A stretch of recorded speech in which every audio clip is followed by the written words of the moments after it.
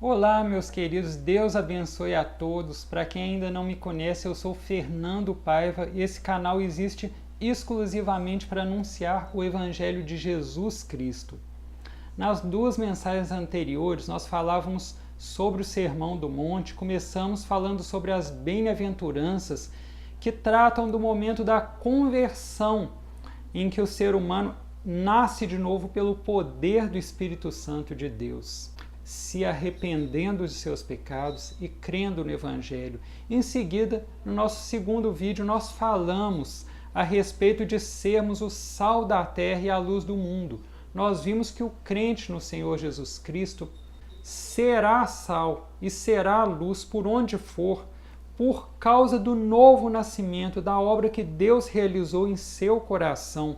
E ele necessariamente fará diferença no mundo caído. Nós prosseguimos aqui com o estudo do Sermão do Monte. É o tema que nós estamos tratando nesses primeiros vídeos. E nós queremos agora ler o versículo 21, do versículo 21 em diante, no Evangelho segundo Mateus, capítulo 5, em que o Senhor Jesus disse o seguinte aos seus discípulos: Ouvistes que foi dito aos antigos, não matarás, e quem matar estará sujeito a julgamento.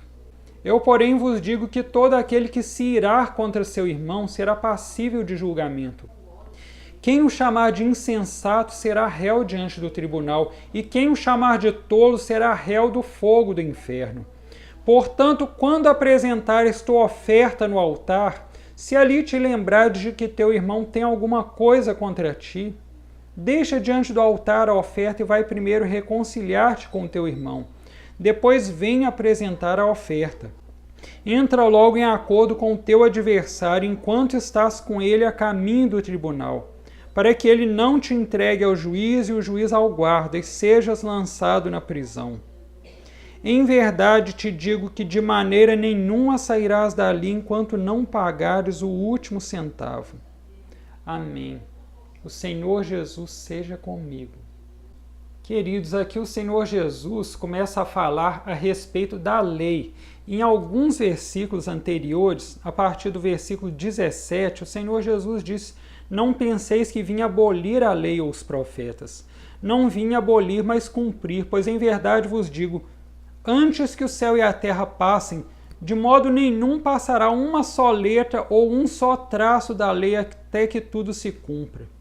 O Senhor Jesus falava a respeito da lei de Deus, que foi dada a Moisés e que aquelas pessoas de Israel, dos tempos do Senhor Jesus, conheciam muito bem. E o Senhor Jesus, quando ele diz que não veio para abolir a lei, mas para cumprir, nós podemos pensar, em primeiro lugar, que o Senhor Jesus cumpriu toda a lei no sentido de obedecê-la. Ele foi o único ser humano, o Deus-homem, que cumpriu toda a lei de Deus prescrita no Antigo Testamento. Ninguém mais a cumpriu. Mas o Senhor Jesus obedeceu toda a lei dada por Deus através de Moisés. Segundo, nós podemos pensar que o Senhor Jesus veio cumprir a lei porque ele é o Cristo, o Messias anunciado por todo o Antigo Testamento, desde Gênesis até chegar em Malaquias. Ele é aquele anunciado na lei, anunciado nos Salmos e nos profetas. Ele veio para cumprir a antiga promessa dada por Deus de que um descendente de Eva feriria Satanás na cabeça. Ele veio para cumprir a promessa de que um descendente de Davi se assentaria no trono de Israel e o seu trono duraria para sempre. Ele é o Cristo anunciado no Antigo Testamento. Então, nesse sentido, ele também veio, não para abolir a lei, mas para cumpri-la.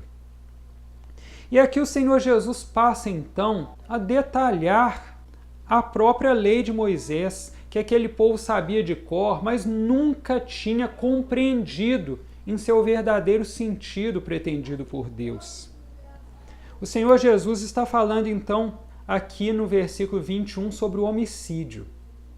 Se nós lembrarmos os 10 mandamentos, não terás outros deuses diante de mim, não farás para ti imagem de escultura, nem semelhança alguma que há no céu, na terra ou nas águas debaixo da terra, não te prostrarás perante elas, nem lhes darás culto.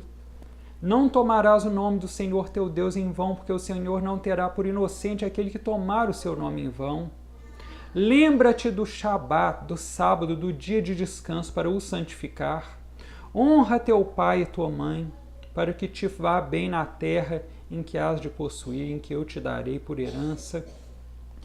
Não adulterarás, não matarás. Então o Senhor Jesus passa a explicar o que significa não matarás, que as pessoas até então entendiam da seguinte forma: não matarás significa simplesmente que nós estamos proibidos de cometer um homicídio, de tirar a vida de alguém.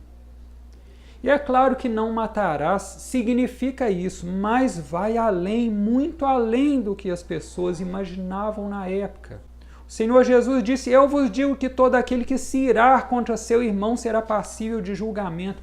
Então o homicídio, ele começa no coração. É isso que o Senhor Jesus estava dizendo àquelas pessoas e nos diz hoje. Não é somente que nós não temos o direito de assassinar alguém, de cometer um homicídio. O Senhor vai além. Nós não podemos matar alguém no nosso coração, nos enchermos de ira sem motivo, nos enchermos de ódio, queremos o mal para alguém, queremos destruir alguém aqui no nosso coração, ainda que aquilo não seja externado. O Deus que vê todas as coisas sabe que aquele coração está cheio de homicídio, ainda que nunca tenha assassinado ninguém. O Senhor Jesus mostra que a lei de Deus vai muito além daquilo que as pessoas imaginavam. Ela requer uma mudança de coração. E o Senhor Jesus segue dizendo: portanto, quando apresentares tua oferta no altar, se ali te lembrares de que teu irmão tem alguma coisa contra ti, deixa diante do altar a oferta e vai primeiro reconciliar-te com teu irmão, depois vem apresentar a oferta. Meu irmão, entenda o seguinte: o Senhor Jesus, quando fala em oferta aqui, ele não está querendo dizer aquela doação em dinheiro que é depositada no gasofilácio da igreja. Não é isso. No Antigo Testamento, vamos nos lembrar, as pessoas ofereciam um animal no altar como oferta para propiciação de pecados. E é isso que o Senhor Jesus estava dizendo. Quando aquelas pessoas fossem até o templo e ali apresentassem perante o sacerdote no altar uma oferta para expiar os pecados, e a pessoa então se lembrasse de que cometeu um mal contra alguém, essa pessoa, antes de querer oferecer algo a Deus em reparação dos pecados dela, ela deveria voltar e se reconciliar com aquela pessoa contra a qual ela fez mal. É isso que o Senhor Jesus estava dizendo. Não se trata de oferta em dinheiro, se tratava na época em oferta de sacrifício de pecados. E o sentido que nós temos que entender é o seguinte: antes de você querer que Deus te perdoe os pecados, antes de você querer ter o perdão de Deus e ter paz com Deus, se você entende que fez mal a alguém, você deve se arrepender por isso. E você deve buscar reconciliação. É isso que o Senhor Jesus estava dizendo. Não é possível uma pessoa querer ser perdoada por Deus, querer estar isenta de culpa diante de Deus, tendo um coração cheio de homicídio. É isso que o Senhor Jesus está dizendo. É preciso arrependimento. É necessário arrependimento. Isso o Senhor Jesus estava dizendo àquelas pessoas. E nos dias hoje, não quer estar em paz com Deus, tendo um coração cheio de ódio, cheio de homicídio, cheio de maldade. Não quer estar em paz com Deus se você prejudica outras pessoas sem se arrepender, sem querer reconciliação, sem querer voltar atrás e fazer tudo novo. Não espere que Deus te perdoe com um coração cheio de maldade, sem arrependimento. E o Senhor Jesus prossegue dizendo: entra logo em acordo com o teu adversário enquanto estás com ele a caminho do tribunal, para que ele não te entregue ao juiz e o juiz ao guarda e sejas lançado na prisão. Essa prisão que o Senhor Jesus fala é a prisão eterna, é o inferno. Enquanto estiveres a caminho, ou seja, enquanto você está nessa vida, enquanto você está aqui na terra, porque a palavra de Deus diz que aos homens é ordenado morrerem uma só vez, vindo depois disso o juízo. Isso está na carta aos Hebreus, o Senhor Jesus diz isso a nós.